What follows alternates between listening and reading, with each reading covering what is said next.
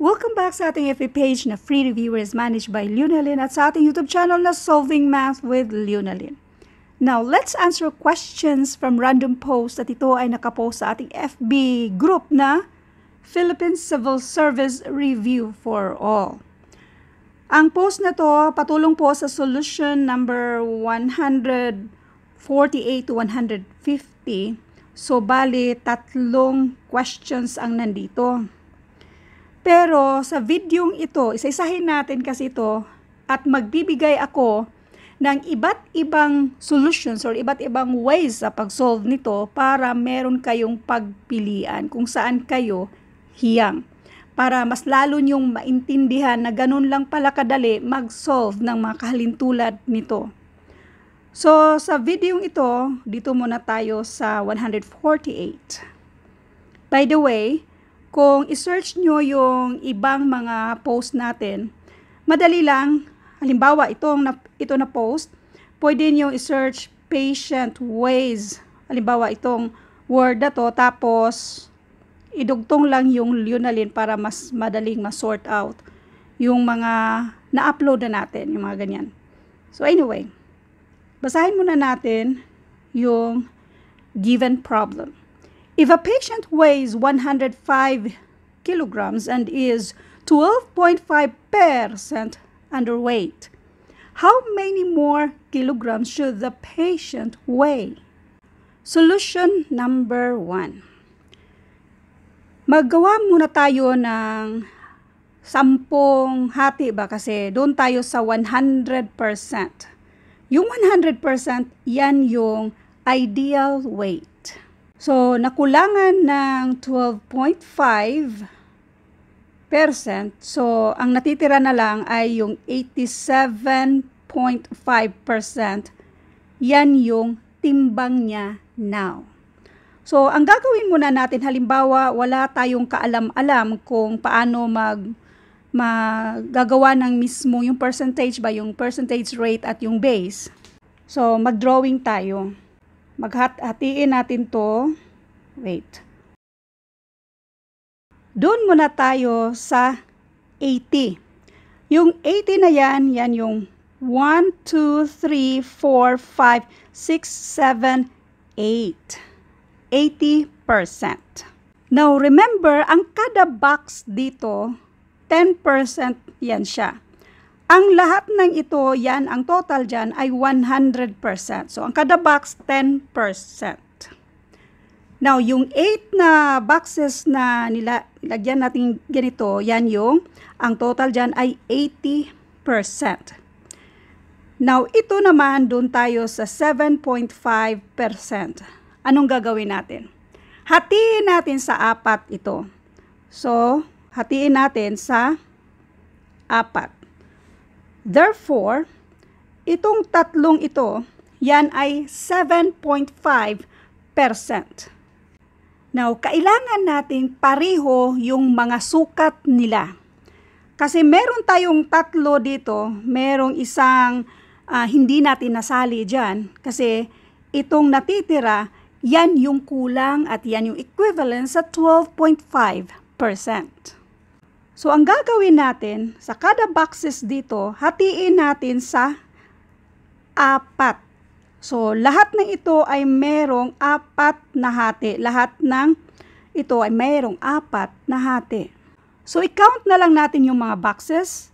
1, 2, 3, 4, 5, 6, 7, 8. 8 lahat yan at merong 4 na hati. 8 times 4 and this is 32.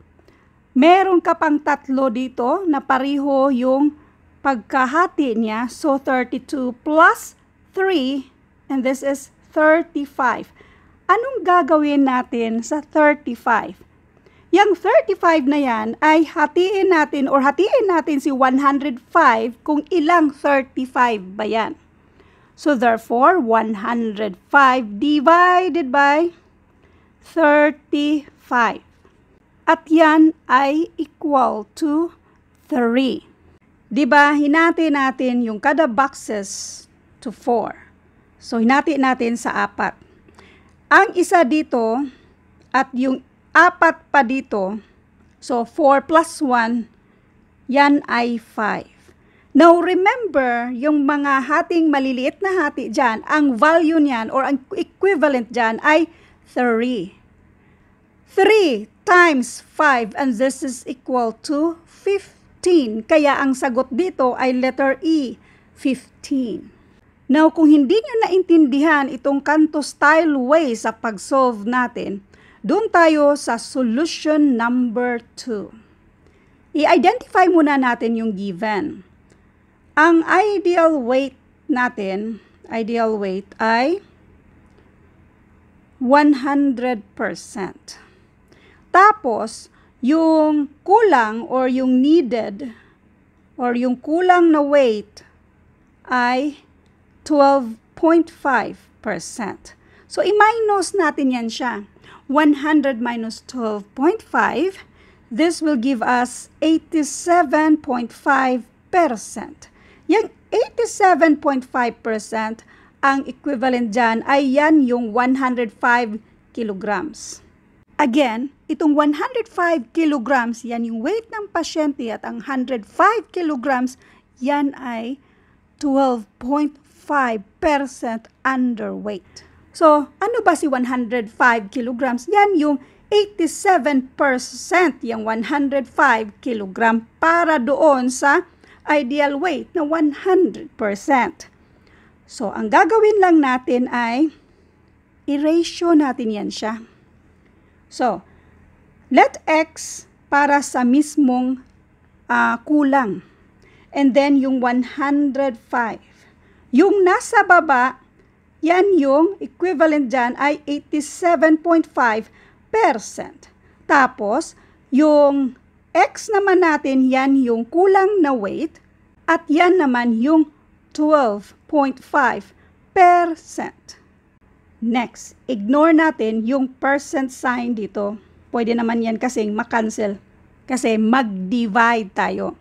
Pero bago yan, para ma-isolate natin si X, para makuha natin yung value ni X at yan na yung sagot, itong 105 since pang-divide siya sa X, kapag matransfer, pang-multiply na siya dito sa kabila.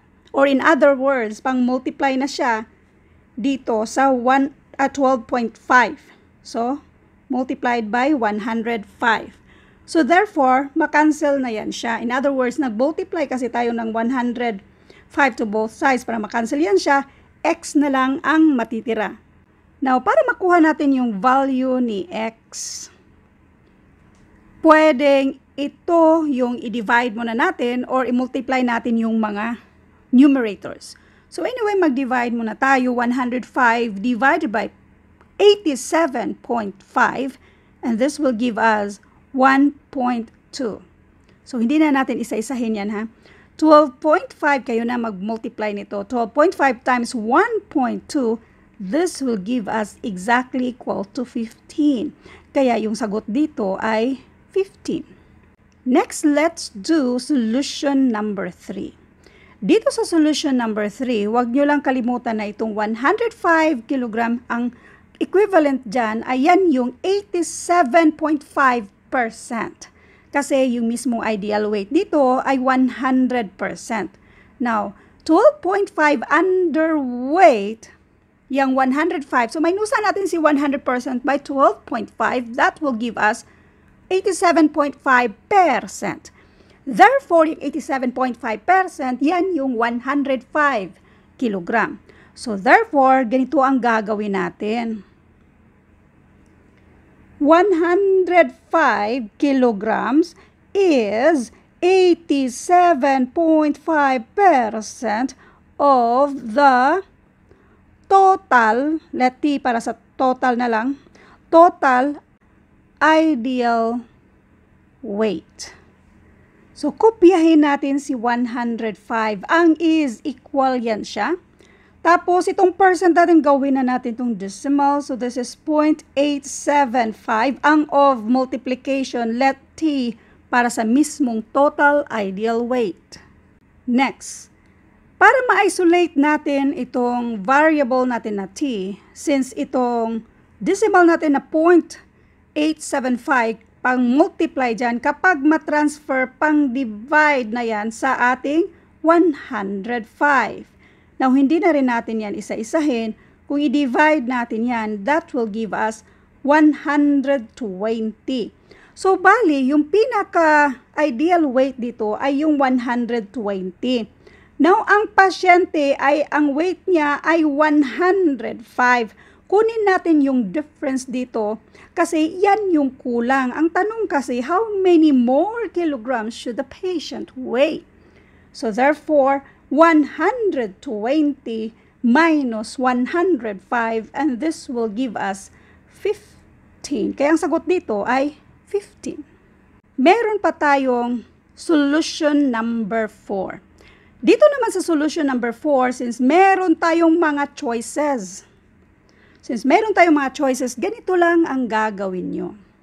Si 105, di ba? Yung mga choices, yan yung mga kulang. Kunwari ang kulang ay 5, so i-add mo. This is 110. Si 110, kung i-multiply mo yan ng 12.5%, so, syempre, ang pag-multiply mo, yun, doon na tayo sa decimal.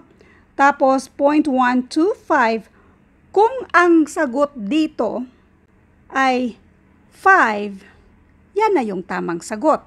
Kaso lang, hindi 5 ang sagot dyan. Now, direkta na tayo. Ganun din ang gagawin mo sa A, B, C, D, at saka sa E. Direkta na tayo sa E. So, 105 plus 15. Tapos, this will give us 120. I-multiply natin yan sa 0.125. And this is exactly equal to 15. So, dapat yung ina-add natin ay pareho yan sa sagot natin dito. Ulitin natin ha, ito solution number 4 para mag-gets nyo.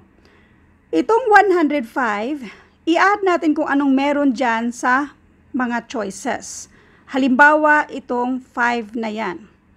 Tapos, ang total na yan na 110 or kung anong total man kung saan dyan ang i-add nyo, katulad dito na 120 yung total, yan ay i-multiply natin sa 12.5% which is equivalent to 0.125.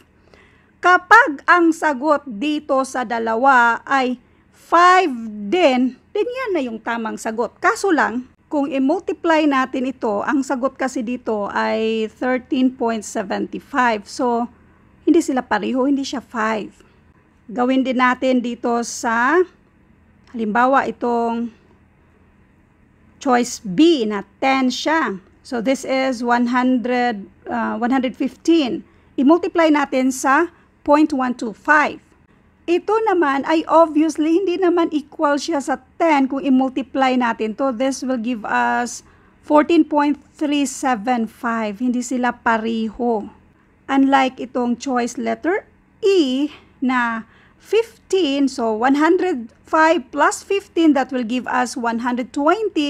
Now, kapag i-multiply natin sa 0.125, ang sagot dito ay 15. So, pareho silang 15. Ibig sabihin, yan na yung tamang sagot. Ganun lang siya kadali. And all I hope mayroon kayong natutunan sa videong ito. Paalala lang, when it comes to mathematics, huwag yung pangunahan ng takot. Madali lang ang mathematics. Now, ito naman yung abangan nyo sa next na video. A tenant gets 4 sacks of palay for every 7 sacks harvested. Following this ratio, how many sacks of palay would a tenant get if 560 sacks were harvested? At ito yung mga choices. Pwede nyo i-comment yung sagot nyo dito or abangan yung next na video. Thank you and God bless.